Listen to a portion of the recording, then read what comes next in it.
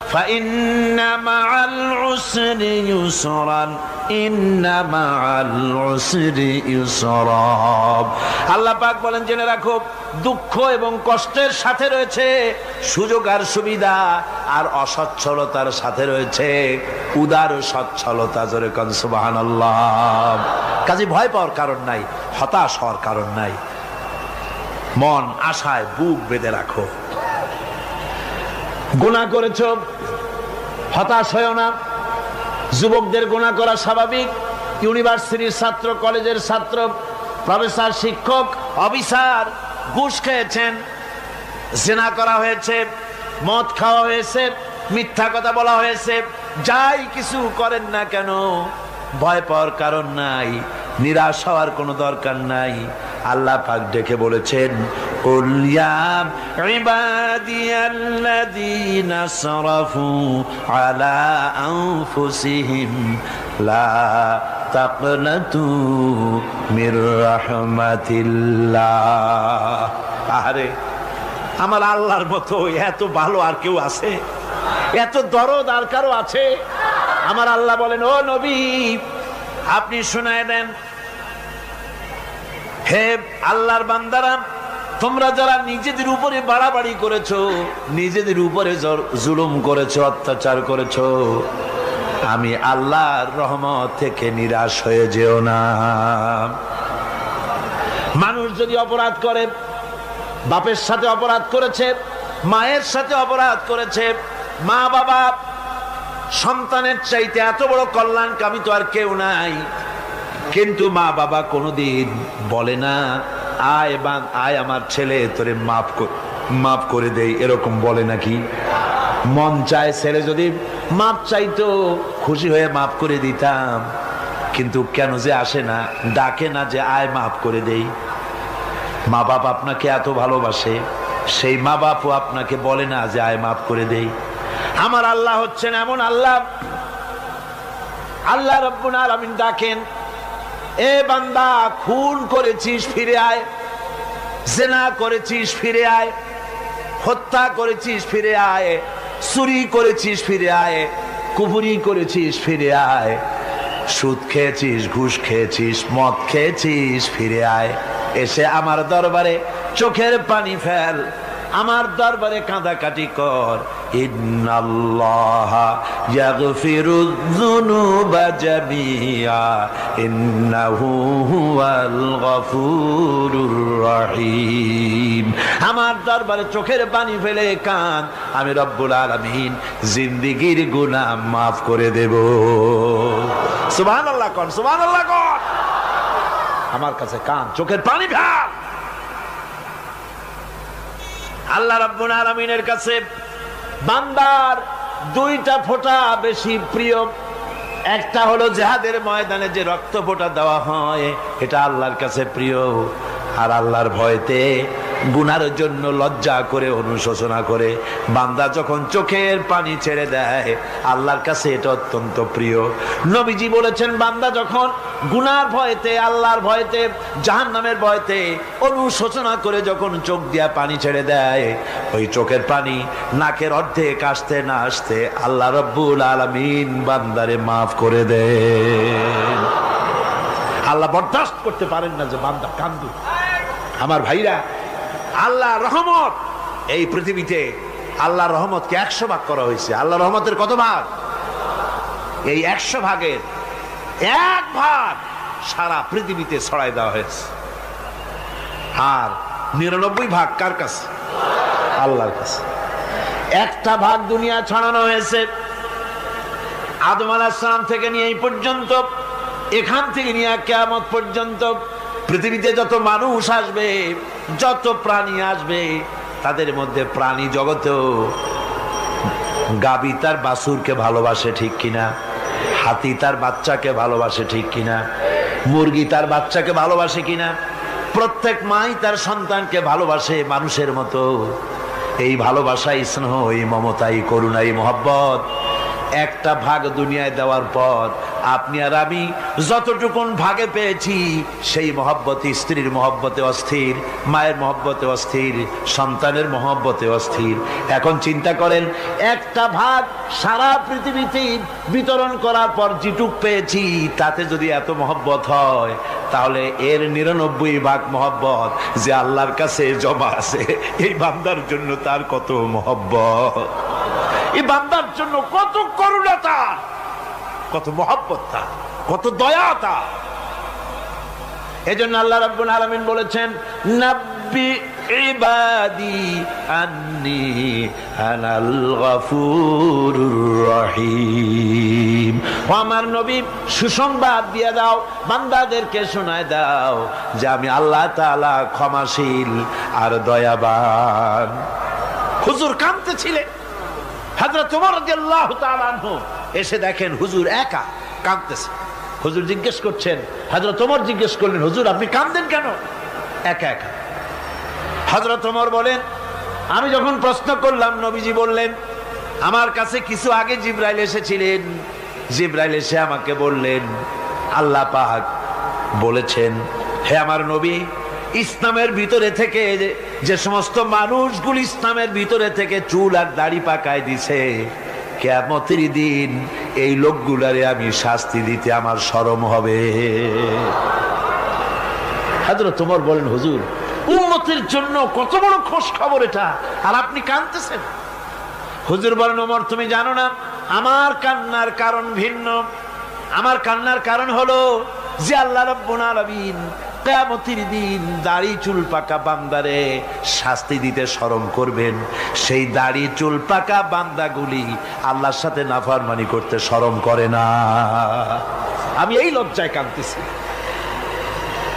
ভাইরা, হুজুর আল্লাহ পাক বলেন, ও আমার নবী, রাতের আধারে যখন একটা বুড়া আমার দরবারে হাত উঁচু করে, একটা বুড়া মানুষ রাতের আধারে যখন আমার দরবারে হাত উঁচু করে আর যখন বলতে থাকে, রব্বুল আলামিন আমার পেছনের জীবনটা বড় খারাপ করেছি, এমন কোনো কাজ জীবনে করি নাই যা তোমার কাছে কিছু দাবি করতে পারি, সব রকমের নাফরমানি করেছি, আজ আমি বুড়া হয়ে গেছি, কামাই করতে পারি না, ছেলে আমাকে চোখে দেখতে পারে না, পুত্রবধূ আমাকে ঘরে জায়গা দেয় না, আমার স্ত্রী আমাকে দেখতে পারে না, রোজগার করতে পারি না, হাঁটতে পারি না, চলতে পারি না, সবার কাছে আমি তিতা হয়ে গেছি, আমি দাঁড়াতে পারি না, কোমরে ব্যথা পাই, হাঁটুতে ব্যথা পাই, চলতে পারি না, কানে শুনতে পাই না, চোখে দেখতে পারি না, আর তোমার কাছে কিছু চাইয়া নেব এমন ভালো কাজও করি নাই। এইভাবে যখন বান্দা কাঁদতে থাকে আমার দরবারে, ও আমার হাবিব আমার রহমতের দরিয়ায় জোশ মেরে যায়, আমার শরম হয় এই বুড়াটারে কেমনে খালি হাতে ফিরাইয়া দেই। সুবহানাল্লাহ, সুবহানাল্লাহ। আমার আল্লাহর এত দয়া, আমার আল্লাহর এত মায়া, এত মহব্বত। আমার আল্লাহ রাব্বুল আলামিন বলেন, وَإِذَا سَأَلَكَ عِبَادِي عَنِّي فَإِنِّي قَرِيبٌ। আমার হাবিব, আমার বান্দা আমার ব্যাপারে প্রশ্ন করে, আমি বান্দার একদম নিকটে। কোরআন শরীফের ভিতরে যত জায়গায় রাসূলকে বলা হয়েছে সুয়ালের কথা, আপনাকে প্রশ্ন করা হয়, আল্লাহ তার জবাব কুল এই কথা বলে জবাব দিয়েছেন। যত জায়গায় সুয়াল এসেছে, যেমন কোরআনে কারীমের মধ্যে আল্লাহ পাক বলেন, ওয়ায়াসআলুনাকা আনিল মাহিদ, মেয়েদের হায়েজ সম্পর্কে জিজ্ঞাসা করা হয়, কুল হিয়া আযা, হে নবী আপনি বলুন। এভাবে করে কুল দিয়ে জবাব দেওয়া হচ্ছে। আবার প্রশ্ন করা হচ্ছে, ওয়ায়াসআলুনাকা আনিল আনফাল, এই গনিমতের মাল সম্পর্কে হুজুর আপনাকে, হে নবী আপনাকে প্রশ্ন করা হয়। আল্লাহ কুল দিয়া জবাব দিলেন, আল্লাহ বলেন আপনি বলেন। ওয়ায়াসআলুনাকা আনিল খামরি ওয়াল মাইসির, আল্লাহ পাক বলেন নবী আপনারে প্রশ্ন করা হয়, কুল ফিহিমা ইসমুন কাবীর, আল্লাহ কুল দিয়া বললেন তুমি বলো। আবার বলা হলো ওয়ায়াসআলুনাকা আনিল আহিল্লা কুল হিয়া মাওয়াকিতু লিন্নাস। ও নবী, আপনাকে প্রশ্ন করা হয় চাঁদের ক্রমবর্ধমান এবং ক্রমহ্রাস, এই যে বাড়ে আর কমে, পূর্ণিমা হয় অমাবস্যা হয়, কেন হয়? আপনি বলুন, কুল, আপনি বলেন, এটা আমি অক্ত এবং সময়, বছর আর দিন গণনা করার জন্য পৃথিবীবাসীদের জন্য বিনা পয়সায় একটা ক্যালেন্ডার বানাইয়া আকাশে ঝুলাই রেখেছি। এভাবে যত জায়গায় এসেছে আপনাকে প্রশ্ন করা হয়, তত জায়গায় আল্লাহ জবাব দিয়েছেন কুল, আপনি বলেন। গোটা কোরআন শরীফের ভিতরে এই একটি মাত্র জায়গা যেখানে বলা হয়েছে আপনাকে প্রশ্ন করা হয়। আল্লাহ এখানে বলতে পারতেন কুল, আপনি বলেন, আল্লাহ তোমাদের নিকটবর্তী, এভাবে জবাব হয় নাই। এটা কায়দাটা হলো এই, আল্লাহ বলতেছেন ওয়াইজা সালাকা ইবাদি, ও আমার নবী, প্রশ্ন তো আমার বান্দারা আমার ব্যাপারে করেছে, এবার আপনার জবাবের কোনো দরকার নাই। প্রশ্ন আমার ব্যাপারে, আমি নিজে জবাব দিয়ে দেই, ফা ইন্নী কারীব। ও বান্দা, আমার ব্যাপারে প্রশ্ন করেছিস, জবাব আমি দেই, আমি তোর সবচাইতে বেশি নিকটে। সুবহানাল্লাহ, কত নিকটে? ওয়া নাহনু আকরাবু ইলাইহি মিন হাবলিল ওয়ারিদ। তোর যেই রগ, এই শাহরগের চাইতেও আমি তোর বেশি কাছে। সুবহানাল্লাহ। আমারে ডাক, আমারে ডাক, কলিজা দিয়া ডাক, অন্তর দিয়ে ডাক। মনের থেকে মানুষ যদি ডাকে, মুখের ডাক আর মনের ডাক এক জিনিস নয়। দিল সে जो बात निकलती है असर रखती है पर नहीं मगर ताकते परवाज रखती है। দিল থেকে যে কথা বেরোয় তা প্রভাব বিস্তার করে, ডানা নাই কিন্তু ওড়ার ক্ষমতা রাখে। মনের কথাই ভিন্ন। মন থেকে, দিল থেকে, কলিজা থেকে, অন্তরের গভীর কন্দর থেকে মুহাব্বতের সাথে কেউ যদি একবার বলে আল্লাহ, বলেন আল্লাহ, আল্লাহ, আল্লাহ,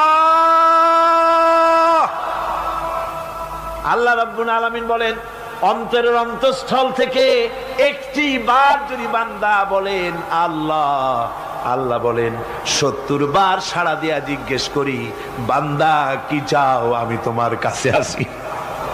সুবহানাল্লাহ, আমি তোর একদম কাছে, কি চাস বল, বল আমার কাছে। এমন দয়াবান, এমন মেহেরবান, এমন আল্লাহ আমাদের। সে আল্লাহ রাব্বুল আলামিন, তিনি বলছেন وقال ربكم ادعوني استجب لكم। তোমাদের রব বলেছেন আমারে ডাকো, আমি আল্লাহ ডাকের সাড়া দিয়া দেব। সুবহানাল্লাহ। কারে ডাকতে হবে? কারে ডাকতে হবে? এই বিশাল জনসমুদ্র একযোগে চিল্লা এখন কারে ডাকতে হবে? কোন পীর সাহেবকে নয়, আল্লাহর কসম কোন খাজা বাবাকে নয়, ডাকতে হবে কারে? চিল্লা এখন কারে? ওয়াকালা রাব্বুকুম উদউনি, তোমার রব তোমাকে বলতেছে আমারে ডাকো, আস্তাজিব লাকুম, আমারে ডাকবে আমি সাড়া দিয়ে দেব। সুবহানাল্লাহ। আল্লাহকে ডাকেন, কি চাই আপনার বলেন, কি চাই? আল্লাহর কাছে চান, আল্লাহ দিয়ে দিবে। দেওয়ার জায়গা আল্লাহর কাছে চাইবেন, আল্লাহ দিবেন। দেওয়ার জায়গা, চাওয়ার জায়গা হলো সেজদায় পড়ে যাবেন। আমার ভাইয়েরা, জায়গাটা চিনায় দিলাম। মাজারে যাওয়া লাগবে না, কবরে যাওয়া লাগবে না। 2 রাকাত নামাজ পড়ে সেজদায় পড়ে গিয়া যত বিপদ আছে, মুসিবত আছে, সেজদার মধ্যে চোখের পানি ছেড়ে দেন আর কেন্দে কেন্দে জীবনের কথা বলেন। আল্লাহ রাব্বুল আলামিন আপনার আওয়াজ শুনবেন আর দোয়া কবুল করে নিবেন। কাঁদতে হবে আল্লাহর কাছে। কার কাছে? আল্লাহর কাছে। সুম্মা ইস্তাগফিরুল্লাহ, আর এরপরে সে যদি আমি আল্লাহর কাছে ক্ষমা চাই, ইয়াজিদিল্লাহ গফুরার রহিমা, সে আমি আল্লাহকে গফুর এবং রহিম হিসাবে পাবে। সুবহানাল্লাহ। আল্লাহকে গফুর এবং রহিম হিসাবে পাওয়া যাবে। সব আল্লাহকে বলতে হবে, গুনাহ মাফ চাইতে হবে। এই জন্য হুজুর সাল্লাল্লাহু আলাইহি ওয়াসাল্লাম দৈনিক 100 বার তওবা পড়তেন। কোন হাদিসে আছে 70 বার, কোন হাদিসে আছে 100 বার তওবা পড়তেন। নামাজের পরে তো প্রত্যেক নামাজই পড়তেন হুজুর, সালাম ফিরাতেন আর সাথে সাথে বলতেন আল্লাহু আকবার, আস্তাগফিরুল্লাহ, আস্তাগফিরুল্লাহ, আস্তাগফিরুল্লাহ। মনে থাকবে আপনাদের? মনে থাকবে? সালাম ফিরাইয়া কি বলবেন? না, সালাম ফিরাবার সাথে সাথে বলবেন আল্লাহু আকবার, তারপরে পড়বেন আস্তাগফিরুল্লাহ, আস্তাগফিরুল্লাহ, আস্তাগফিরুল্লাহ। তওবা পড়বেন, আল্লাহর কাছে সবসময় গুনাহ মাফ চাইতে থাকবেন, বিনীত থাকবেন। আল্লাহকে পাওয়া যাবে, তাকে রহিম হিসেবে পাওয়া যাবে। সুতরাং ঈমান বিল্লাহ, আল্লাহর প্রতি ঈমান আনলে পরে চতুর্থ নম্বরের যে উপকারটা হবে সেটা হলো হতাশায় ভুগবে না, নিরাশায় ভুগবে না, আশায় বুক বেঁধে উঠবে, ঈমান মজবুত হবে, আল্লাহর কাছে মানুষ বিনয়ী হয়ে যাবে। এবার পঞ্চম নম্বরের উপকার আমি বলছিলাম, ঈমান বিল্লাহ, আল্লাহর প্রতি ঈমান আনলে পরে অসংখ্য উপকার হয়, অসংখ্য বৈশিষ্ট্য আছে। এর 6টা উপকারের কথা আমি বলবো। কয়টা? অসংখ্য উপকারের ভিতরে প্রধান 6টি উপকারের কথা বলবো। এর বললাম কয়টা? 4টে বলছি। এবার বলো পঞ্চম উপকারের কথা। আল্লাহর প্রতি আপনি পূর্ব পশ্চিমে কতবার মুখ ঘোরালেন, এটাই কিন্তু আপনার আসল সৎ কাজ নয়। আসল সৎ কাজ হলো আল্লাহর প্রতি ঈমান আনা। এই ঈমানের ব্যাপারে 3টা দিন আমরা পার করে দিলাম, এখনো কথা শেষ হয় নাই।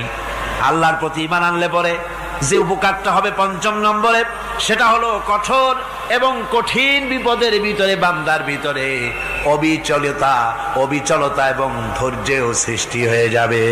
আলহামদুলিল্লাহ। কঠিন বিপদ মুসিবত আসলে পরে সে অবিচল থাকবে। সারা দুনিয়ার বিপদ আপদ, শত্রুতা, দুঃখ, কষ্ট, মুসিবত, জুলুম, নির্যাতন সবকিছু পাহাড়ের মতো উঁচু হয়ে তাকে ঘিরে ফেলবে, কিন্তু তাকে এক চুলও নাড়াতে পারবে না। আলহামদুলিল্লাহ। সারা পৃথিবী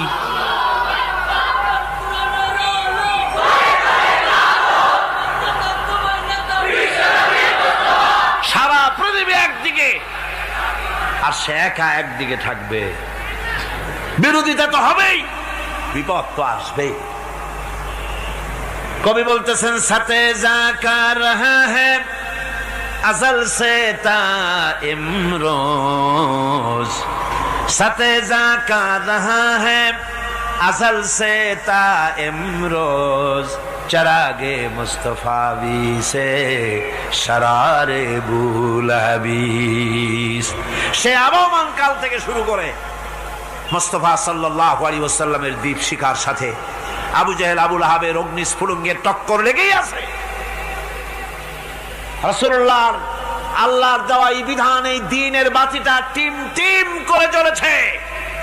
আর গোরকি, টর্নেডো, হাজার হাজার মাইল বেগে হেরিকেন এসেছে, গোরকি এসেছে, টর্নেডো এসেছে, টাইফুন এসেছে, কিন্তু এই আলো নিভাইতে পারে নাই। সুবহানাল্লাহ। এই আলো নিভাতে পারে নাই। এই শত্রুতা চিরকালের, নিভাতে পারবে না। কারণ হচ্ছে আল্লাহ রাব্বুল আলামিন বলেছেন, ইউরিদুনা লিইউতফিউ নূরাল্লাহি বিআফওয়াহিহিম ওয়াল্লাহু মুতিম্মু নূরিহি ওয়ালাউ কারিহাল কাফিরুন। ওরা চায় মুখের ফু দিয়ে আমার আলোকে নিভিয়ে দেবে, কিন্তু আমি আমার আলোকে পূর্ণতা দান করব। তাতে কাফের বেঈমানদের কলজায় যত জ্বালা যন্ত্রণা হোক, আমার দ্বীন কেউ মিটাই দিতে পারবে না। সুবহানাল্লাহ। সুতরাং বিপদে অবিচলতা আসবে, সে অটল হবে, মজবুত হবে। কোরআনে কারীম বলতেছে, ওয়া কাযালিকা জাআলনা লিকুল্লি নাবিয়্যিন আদুওয়াম মিনাল মুজরিমিন। এই পৃথিবীতে এমনি করে আমি সকল নবীদের শত্রু বানিয়েছি, সব পাপিষ্ঠ অপরাধীদেরকে। নবীদের সাথে বিরোধিতা করেছে কারা? পাপিষ্ঠরা, অপরাধীরা। আজও খুঁজে দেখেন আজও ইসলামী আন্দোলনের বিরোধিতা যারা করে সবগুলি কি পাপিষ্ঠ? সত্য কি না কর? ইসলামী আন্দোলনের বিরোধিতা যারা করে হিসাব করে, চোখ দিয়ে তাকায় দেখেন, খুঁজে দেখেন তাদের নামগুলি। মদখোর, জিনাকার, বদমাশ, চোর, হাইজাকার, বেনামাজি, লুটেরা, মিথ্যাবাদী, সবচাইতে সমাজের নিকৃষ্ট লোকগুলি ইসলামের বিরোধিতা করে।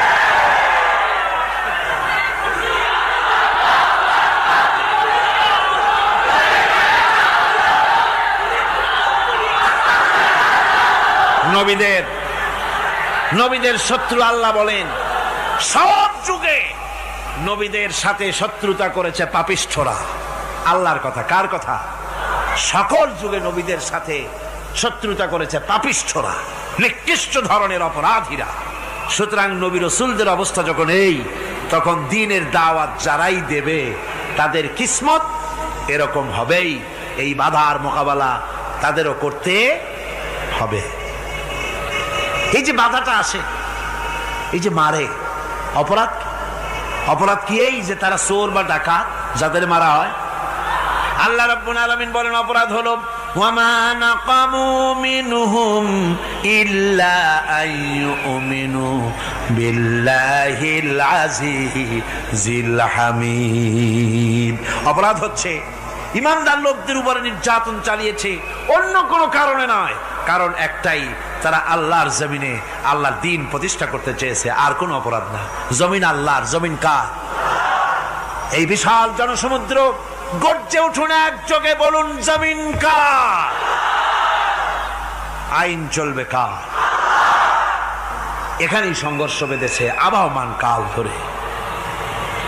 মানুষ অত্যাচারিত হয়েছে, সাহাবায়ে কেরাম অত্যাচারিত হয়েছেন। বুখারী শরীফের হাদিসে এসেছে রাসূল করিম সাল্লাল্লাহু আলাইহি ওয়াসাল্লামের কাছে হযরতে খাব্বাব গিয়ে উপস্থিত হয়েছিলেন।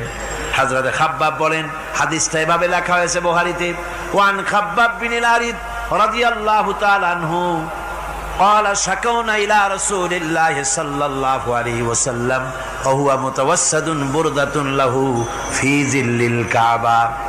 রাসূলুল্লাহর কাছে গেলাম, কাবা শরীফের কাছে গিয়া দেখি নবীজি একটা চাদর গায়ে দিয়ে তিনি আরাম ফরমাচ্ছিলেন কাবা শরীফের ছায়ায়।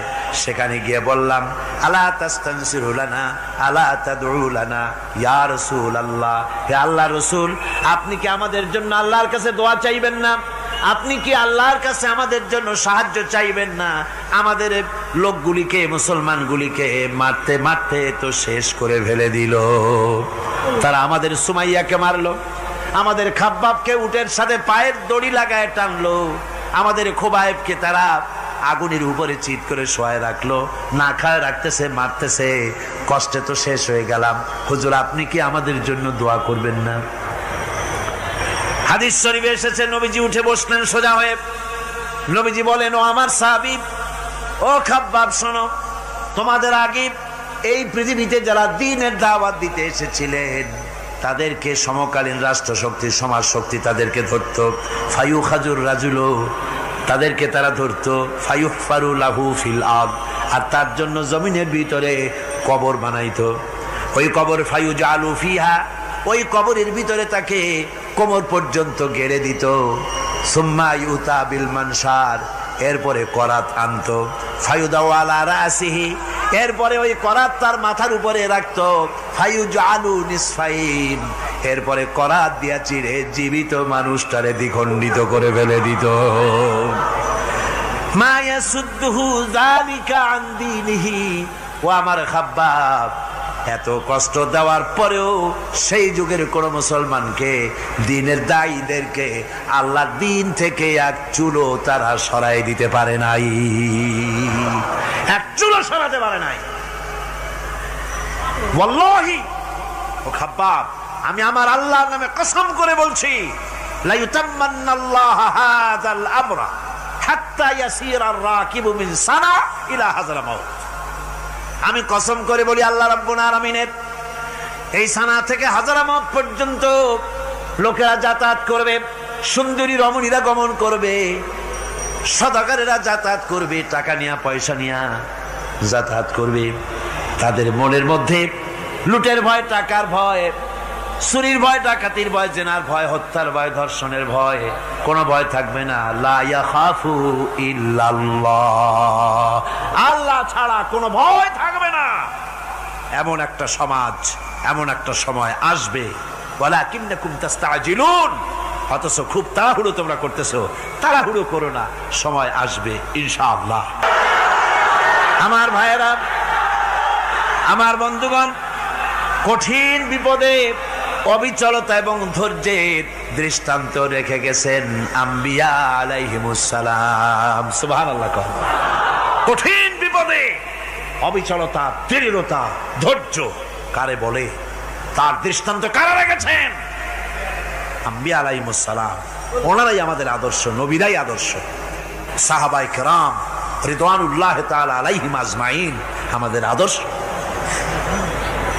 ভাইরা আমার, মুসা আলাইহিস সালামকে ফেরাউন যখন ঘিরে ফেলে দিল, কোরআনের সব কথা গল্প গুজবার ইতিহাসের জন্য লেখা হয় নাই। কোরআনের মধ্যে যা লেখা হয়েছে সব বান্দাদের উপদেশের জন্য, যাতে করে লোকেরা চিরটা কাল এর থেকে উপদেশ নেওয়া নিজেদের তৈরি করতে পারে। জোরে বলেন সুবহানাল্লাহ। মুসা আলাইহিস সালামের কথা আল্লাহ বলেন, ফেরাউন তাকে ঘিরে ফেলে দিল, পালাবার রাস্তা নাই। ফালাম্মা ترى الجمعان قال أصحاب موسى إنا لمدركون। মুসা আলাইহিস সালামের উম্মতেরা বললেন, হে মুসা, পাকড়াও হয়ে গেছি, পালাবার রাস্তা নাই। তিন দিক থেকে আমাদেরকে ঘেরাও করেছে ফেরাউনের শক্তি। সামনে কি? দরিয়া, আর তিন দিকে কি? ঘেরাও আন্দোলন। পালাবার পথ নেই, পালাবার পথ নাই। সারাশি আক্রমণ, ঘেরাও আন্দোলন। এই যে ঘেরাও টেরাও তো আজকে নতুন নাই, ঘেরাও আসছে অনেক আগের থেকে। আসলে কথা বুঝতে পেরেছি। মাইক না থাকলে আমি কি করবো কন? আজকে এরকম হচ্ছে কেন? আগামীকাল ঠিক হবে ইনশাআল্লাহ, রাগ করেন না। গান হচ্ছে, বসেন বসেন। শয়তান ঢুকছে মাইকের মধ্যে। অনেক সময় হয় কি, মাইকের হাই পাওয়ারের যে মেশিন আছে, এর ভিতরে ইথার থেকে রেডিওর ওই গানগুলি ওর মধ্যে ঢুকে পড়ে। কথা বুঝতে পেরেছেন? এই জন্য শয়তান তো আর বসে থাকে না, ওরও তো কিছু করার আছে। ধৈর্য ধরেন, ধৈর্য ধরেন। কালকে অপারেটরদেরকে মাওলানা শামসুদ্দিন সাহেবের কাছে অনুরোধ করব, অপারেটর একটু ভালো করে হেদায়েত করে দেবেন। মাইকে আজকে আমার নিজেরও কষ্ট হচ্ছে, আমিও বুঝতে পারছি না যে আমার কথাগুলি কি আওয়াজে বেরোচ্ছে, যার জন্য আমাকে বেশি চিল্লাইতে হচ্ছে। বক্তাকে কি লাউডে তার কথা বেরোচ্ছে তা তার কানে আসতে হয়, তাহলে বোঝা যায় যে আমার কথাগুলি কিভাবে বেরোচ্ছে। এটা এই অবস্থায় সিচুয়েশন আজকে নাই, এবং লোকেরাও মাইকের ব্যাপারে আজকে অভিযোগ করেছে, যা বিগত 16 বছরে করে নাই। সেটের ব্যাপারে কোথাও কোনো অসুবিধা হয়েছে? মাইকটা ভালো, এবং মাইক যারা দেন প্রতি বছর খেদমত করে, আল্লাহ তাদের প্রতি রহম করুন। সবাই বলেন আমিন। এদেরকে রাগ করে পথে পাই আবার মারধর করেন না। সিলেটের যে তাফসির মাহফিল হয়, বিগত 19 বছর তাফসির করেছি একটানা, এবার 20 বছর পুরো হবে ইনশাআল্লাহ। সিলেটে একটানা 20 বছর তাফসির করতেছি সেখানে। তো মাইক, একটা লোক বিনা পয়সায় মাইক দেয়, মাইকের ভাড়া সে নেয় না। তাফসিরে মাহফিলের মাইকের ভাড়া নেয় না। যে বছর এরশাদ সরকার আমাকে প্লেন থেকে নামতে দিল না, আপনাদের মনে আছে? সিলেট থেকে ফিরাই দিল। এই খবরটা মাইকম্যান যখন শুনেছে যে আমাকে নামতে দেয় নাই, ফিরাই দেওয়া হয়েছে, সাথে সাথে স্ট্রোক করেছে, হার্ট ফেল করে দুনিয়া থেকে বিদায় হয়ে গিয়েছে। সিলেটে তাফসির হতে পারবে না, এই কথা সে বরদাস্ত করতে পারে না। আমি কেঁদেছি আর দোয়া করেছি, আল্লাহ, কোরআনের মহব্বতে লোকটার এই অবস্থা হলো, তোমার জান্নাত তুমি দয়া করে তাকে দান করে দিও। কাজে কোনো ব্যবসায়ী চায় না যে তার ব্যবসাটা খারাপ হোক, লোকেরা মন্দ বলুক। এ মাইকের ব্যাপারে আপনারা আজকে রাগারাগ করেন না, যা হয়েছে কালকে ভালো হবে ইনশাআল্লাহ। সবাই বলেন ইনশাআল্লাহ। এখন চলেন আমরা ফেরাউনের অবস্থা দেখি গিয়া কি করতেছে ফেরাউন। মুসা আলাইহিস সালামকে ঘেরাও করে ফেলেছে, পালাবার উপায় নাই। একদিকে দরিয়া, তিন দিকে ফেরাউনের শক্তি। এই যে ঘেরাও টেরাও মানে নতুন তো না, ধর্মঘট নতুন না, পুরানা জিনিস। এই পৃথিবীতে সর্বপ্রথম ধর্মঘট কিসের উপরে হয়েছে জানেন? এই পৃথিবীর প্রথম ধর্মঘট হয়েছে পেঁয়াজ রসুন আর ডাইলের উপরে, মুসা আলাইহিস সালামের জামানায়। লান নাসবিরা আলা তুআমিন ওয়াহিদ, আমরা এক রকমের খাদ্য আর খাবো না, আমাদের পেঁয়াজ দেওয়া লাগবে, ডাল দেওয়া লাগবে, রসুন দেওয়া লাগবে। সর্বপ্রথম ধর্মঘট হয় মুসা আলাইহিস সালামের জামানায়, সেখান থেকে শুরু হয়েছে। কিন্তু মশাল মিছিল যে আসলো কই থেকে এইটা আমি খুঁজে পাইনি। পরে প্রত্যেকটা জিনিসের তো ইতিহাস আছে, আমি খুঁজতে খুঁজতে পেলাম। আমি জানি না এর ইতিহাস মূলে কোথায়, কিন্তু আমি যদ্দূর খুঁজে পাইছি সেটা হলো মশাল মিছিলের আবিষ্কার হয়েছে লঙ্কায় রাবণের সময়। হনুমানের লেজে আগুন দিয়া তারপরে লঙ্কা কাণ্ড ঘষালো, নামই আছে লঙ্কা কাণ্ড। হনুমানেরা লেজে আগুন দিয়ে রাবণ যে লঙ্কায় মশাল মিছিল করেছিল হনুমানরে দিয়া, ওই হনুমানের ওই সিস্টেমটা এখনো আমাদের দেশে চালু আছে। এইটা আসলে কোন ভদ্র লোকের এই মিছিল হওয়া উচিত না। আগুন নিয়ে কিসের মিছিল? আগুন হলো জাহান্নামের প্রতীক। আগুন কিসের প্রতীক? জাহান্নামের প্রতীক। যদিও আমাদের উপকারে লাগে, কাজে লাগে। সুতরাং আমরা যা করব প্রত্যেকটা জিনিসের পেছনে সুন্নতে নববীর কোনো না কিছু থাকতে হবে। কথা বুঝতে পেরেছেন? তিন দিক থেকে ঘেরাও হয়ে গেছে, পালাবার কোনো রাস্তা। হযরতে মুসা আলাইহিস সালামের কাছে উম্মতরা বললেন, পালাবার তো কোনো পথ নাই, এখন উপায়টা কি?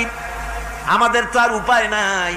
মুসা আলাইহিস সালাম দেখেন বিপদে পড়ে গেছেন, কিন্তু ধৈর্য হারান নাই, ভয় পান নাই। ভয় পাইছিলেন? ভয় পেয়েছেন?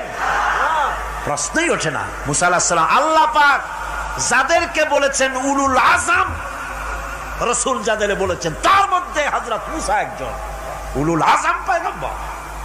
চারটিখানি কথা না, আল্লাহ কথা বলছেন তার সাথে, কালিমুল্লাহ তিনি। সুবহানাল্লাহ। কর মুসা আলাইহিস সালাম শোনালেন, কাল্লা ইন্না মাইয়া রাব্বি সায়াহদিন। কখনো নয়, আমার উম্মতেরা ভয় পেও না, আমার রব অবশ্যই আমাকে পথ দেখাবে। সুবহানাল্লাহ। তিন দিক থেকে শত্রু, একদিকে দরিয়া, পালাবার কোন রাস্তা নাই। সেখানে দৃঢ়তার সাথে তিনি বলছেন, অবশ্যই আমার আল্লাহ আমারে পথ দেখাবে। সুবহানাল্লাহ। নবীরা এই দৃঢ়তা দেখিয়েছেন, অবিচলতা দেখাইছেন। আল্লাহ পাক মুসা আলাইহিস সালাম যখন এই দৃঢ়তা দেখালেন, এই অবিচলতা দেখালেন, সঙ্গে সঙ্গে জিবরাইল এসে হাজির হয়ে গেলেন। আল্লাহ পাক বলেন, ফাআওহাইনা ইলা মূসা আন আদরিব বিআসাকাল বাহরা ফানফালাকা ফাকানা কুল্লু ফিরকিন কাত্তাউদিল আযীম। মুসা আলাইহিস সালামকে আমি ওহী নাযিল করলাম, তাকে বললাম হাতে যে লাঠি আছে এই লাঠি দিয়ে আঘাত করো দরিয়ার উপরে। দরিয়ার উপরে আঘাত করলেন, একটা রাস্তা হয় নাই, 12টা রাস্তা তৈরি হয়ে গেল। আর দেওয়ালগুলা পাহাড়ের মতো উঁচা হয়ে গেল।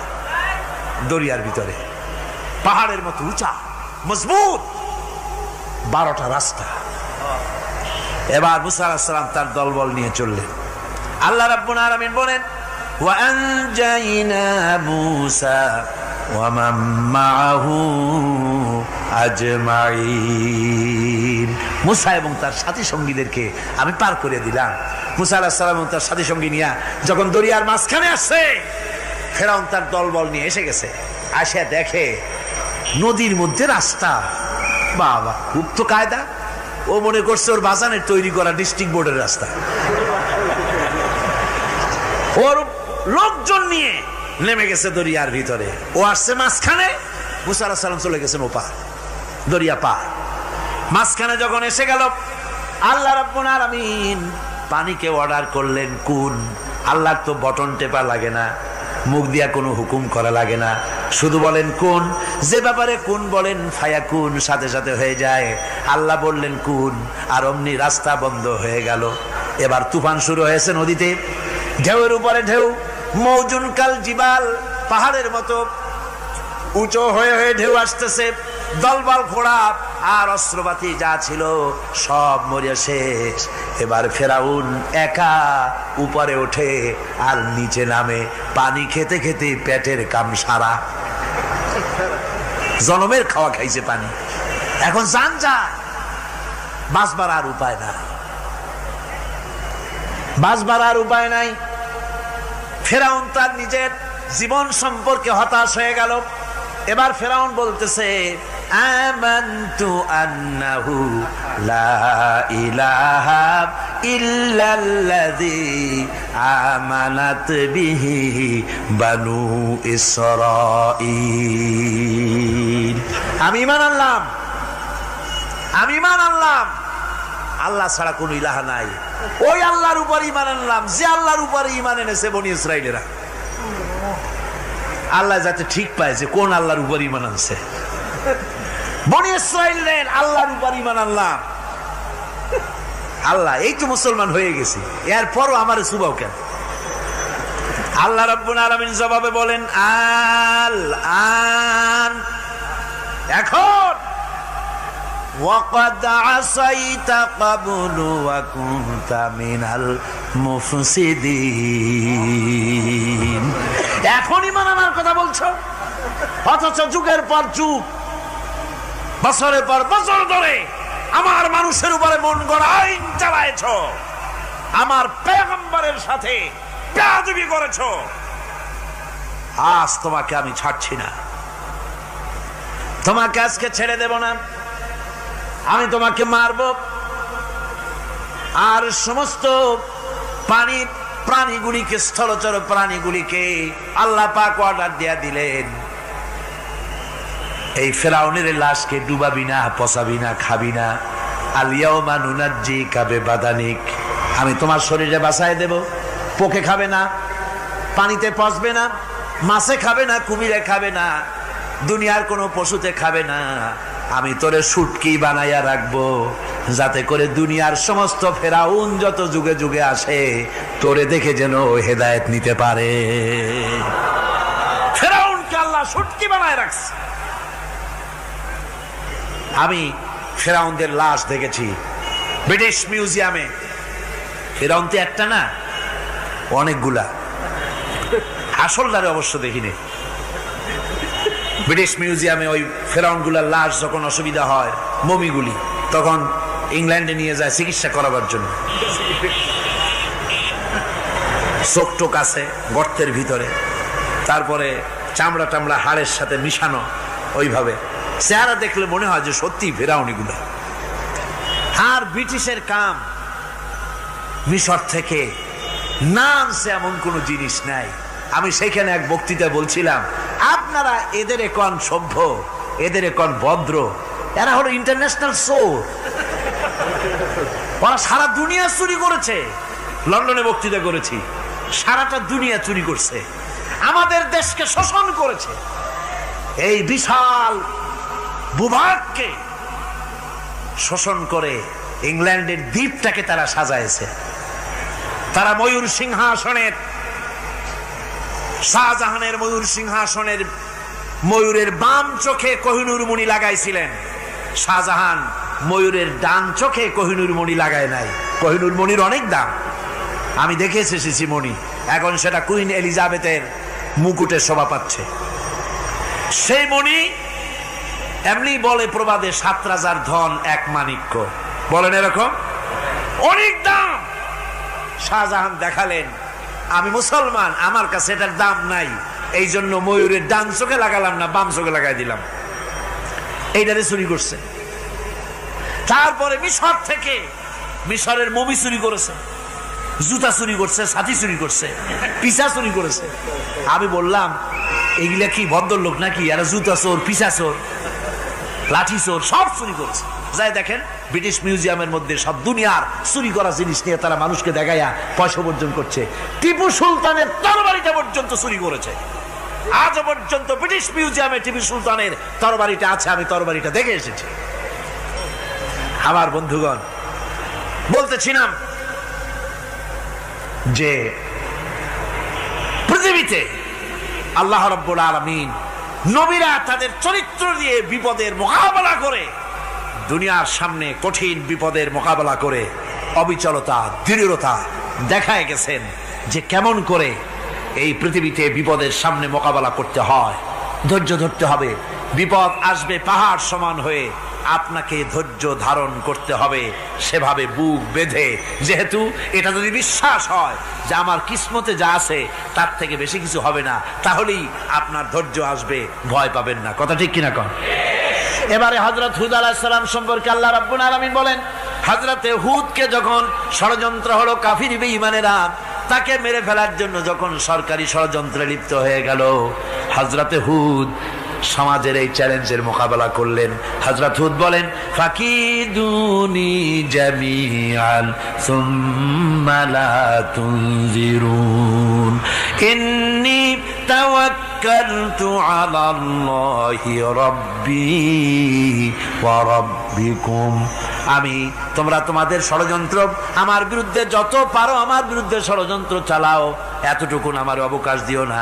আমি এমন আল্লাহর উপরে ভরসা করেছি যার হাতের ভিতরে তোমাদেরও জান আর আমারও জান। যা পারো তাই করো। সরকার সমস্ত শক্তি একত্রিত হয়ে আমার মোকাবেলা করো। একদিকে হুদ আলাইহিস সালাম, আর একদিকে গোটা জাতি।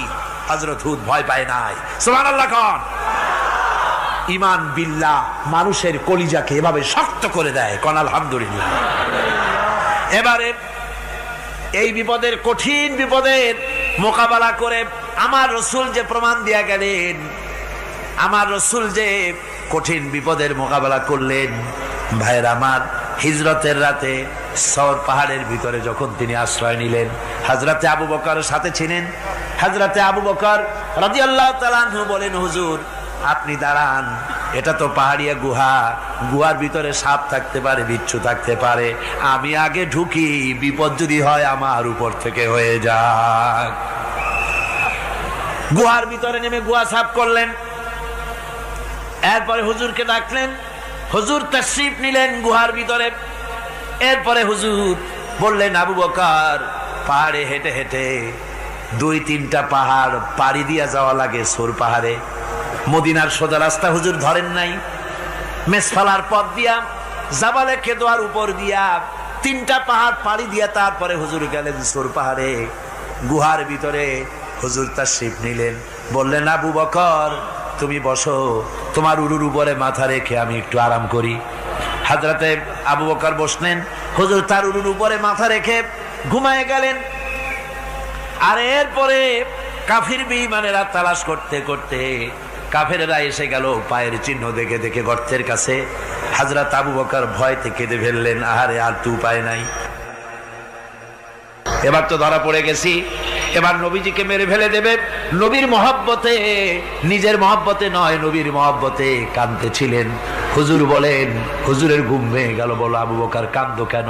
ছেলের কথা, মেয়ের কথা, বিবির কথা, বাড়ির কথা মনে পড়লো নাকি? হযরত আবু বকর বলেন, ইয়া রাসূলুল্লাহ, আল্লাহর কসম করে বলি, যেদিন ঈমান এনেছি এই কলিজার ভিতরে মা বাপ, স্ত্রী, পুত্র, পরিজন, এমনকি আমার নিজের জীবনের চাইতে আপনারে বেশি ভালোবাসি। তা কাঁদো কেন? কাঁদো কেন? হযরত আবু বকর বলেন, হুজুর ধরা পড়ে গেছি, কাফেররা এসে গেছে গর্তের কাছে, তাকালি আমাদের দেখতে পাবে, আমরা তো মাইনরিটি, ওরা তো মেজরিটি, আমরা তো ধরে মারি ফেলাই দেবে, আপনাকে মেরে ফেলে দেবে, এই জন্য কাঁদি। আল্লাহ রাব্বুল আলামিন হুজুর তখন কি দৃঢ়তা, কি অবিচলতা, কি ধৈর্যের পাহাড় সম মনোবৃত্তি তখন দেখালেন। আল্লাহ কোরআন শরীফে চিরকাল যাতে মানুষেরা হেদায়েত নিতে পারে সেজন্য হুজুরের কথা উঠায় দিলেন কোরআনে। আল্লাহ পাক বলেন, ইযহুমা ফিল গার ইয ইয়াকুলু লিসাহিবিহি লা তাহজান ইন্নাল্লাহা মা'ানা। ও বন্ধু, ভয় পেও না, আল্লাহ আমাদের সাথে আছেন। সুবহানাল্লাহ। আল্লাহ আমাদের সাথে আছেন। আমরা মাইনরিটি নই, আমরাই মেজরিটি। আল্লাহ আছে আমার সাথে, ভয় পাওয়ার কোনো কারণ নাই। সুবহানাল্লাহ।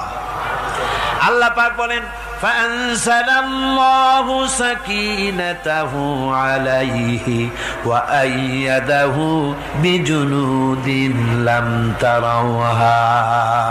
আমি এদের অন্তরের ভিতরে আমি শান্তি নাজিল করে দিলাম, প্রশান্তি দিয়া দিলাম, আর আমি সাহায্য করলাম, আর এমন সব সৈন্য পাঠায় দিলাম যে সৈন্যগুলি তোমরা দেখতে পাও নাই। সুবহানাল্লাহ ওয়া বিহামদিহি। ভাইরা আমার, রাসূল করিম সাল্লাল্লাহু আলাইহি সাল্লাম এই বিপদের মাঝে, চরম বিপদের মাঝে অবিচলতা, দৃঢ়তা, কঠিন আত্মনির্ভরতা দেখিয়েছেন। এগুলি হলো ঈমানের পঞ্চম নম্বরের উপকারিতা। আল্লাহর প্রতি ঈমান আনলে এভাবে পাহাড় সম ঈমান মজবুত হয়ে যায়।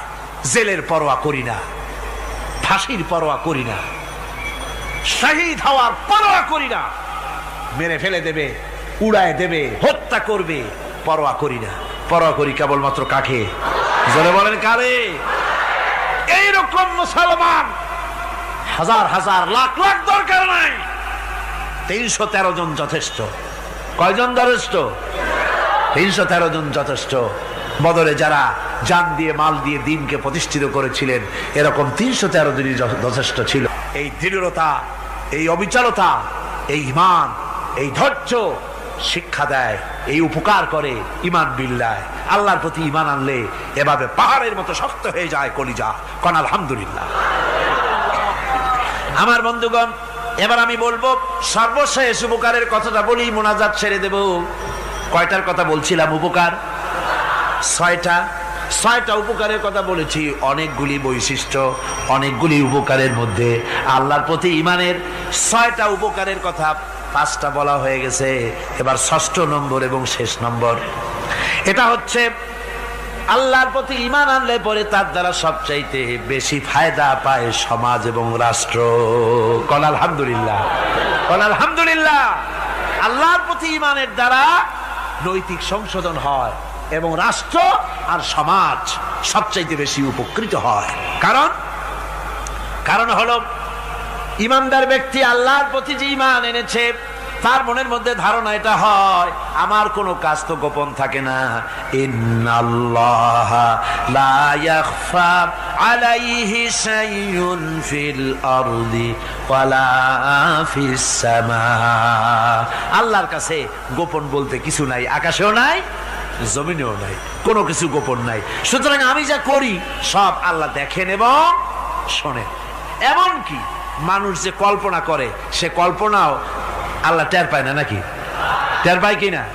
ওয়াইন তুবদু মিন আনফুসিকুম আও তুখফুহু ইউহাসিবুকুম বিহিল্লাহ।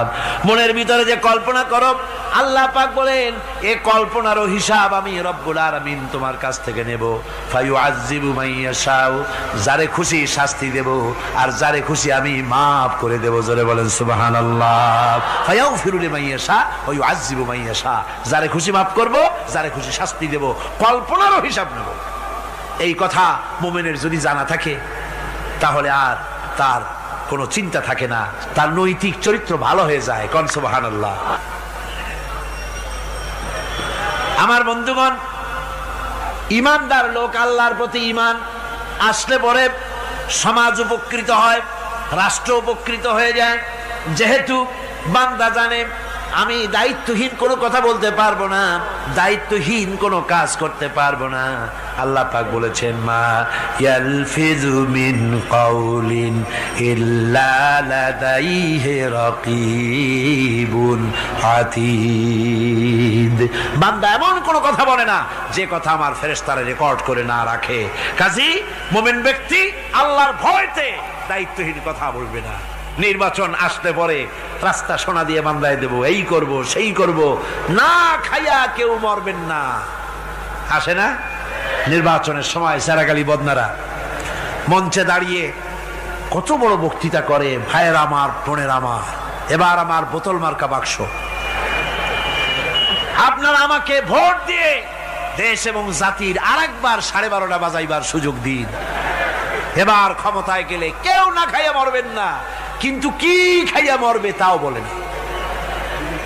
এর মারফতি অর্থ হচ্ছে এই, ওরা যদি ক্ষমতায় যেতে পারে তাহলে বিষ খাইয়া হোক, গুলি খাইয়া হোক, কিছু না কিছু খেয়ে মরতে হবে। একেবারে খালি পেটে মরলে গ্যাস্ট্রিক হওয়ার সম্ভাবনা আছে। ঈমান বিল্লাহ যদি না থাকে, আল্লাহর ভয় যদি না থাকে, তাহলে দায়িত্বহীন কথা বলে। আর আল্লাহর ভয় যদি থাকে, তাহলে নৈতিকতার সংশোধন হয়ে যায়। দায়িত্বপূর্ণ কথা বলে মানুষকে ফাঁকি দেয় না। আমার বন্ধুগণ, আল্লাহ রাব্বুল আলামিন তার বান্দা যারা আল্লাহকে ভয় করে, সে ভয় করা বান্দাগুলির মনের মধ্যে এই চিন্তা এসে যায়, আমি যেখানে থাকি না কেন আল্লাহ আমাকে দেখতেছেন, শুনতেছেন। রাতে হোক দিনে হোক, যেখানে আছি আল্লাহ আমারে দেখতেছেন। আল্লাহ পাক বলতেছেন, ওয়া হুয়া মাআহুম ইজ ইউবাইতুনা মা লা ইয়ারদা মিনাল কওলি ওয়া কানা আল্লাহু বিমা ইয়ামালুনা মুহীতা। আল্লাহ পাক বলেন, আমি তো আমার বান্দার নিকটে তখনও থাকি যখন সে গোপনে গোপনে রাতের বেলায় আমার মর্জির খেলাফ পরামর্শ করে। আমার মর্জির খেলাফ পরামর্শ করতেছে রাত্রে, আমি তো তখনও কাছে থাকি, ওটা আমি শুনি। ঈমান যদি আসে, তাহলে এই সব কাজ থেকে সে বিরত থাকে। সে যদি কম হয় সেখানেও আল্লাহ, বেশিও যদি হয় সেখানেও আল্লাহ। এমন কোন জায়গা আছে নাকি চিটাগংয়ে যেখানে আপনি একটা আকাম করবেন আর আল্লাহ টের পাবে না? কোন আছে নাকি? আচ্ছা, চট্টগ্রামে না থাকুক, বাংলাদেশের কোন জায়গা আছে নাকি? পার্বত্য চট্টগ্রামে যত পাহাড় আছে, উঁচু নিচে জায়গা আছে, ওই জায়গায় বোধহয় আছে নাকি? সারা পৃথিবীতে আছে কোথাও? আল্লাহকে ফাঁকি দেওয়ার জায়গা কোথাও? সব স্পষ্ট। আল্লাহ কি ঘুমায় নাকি? ঘুমায়? তার কাছে দিনও যায়, রাতও তাই।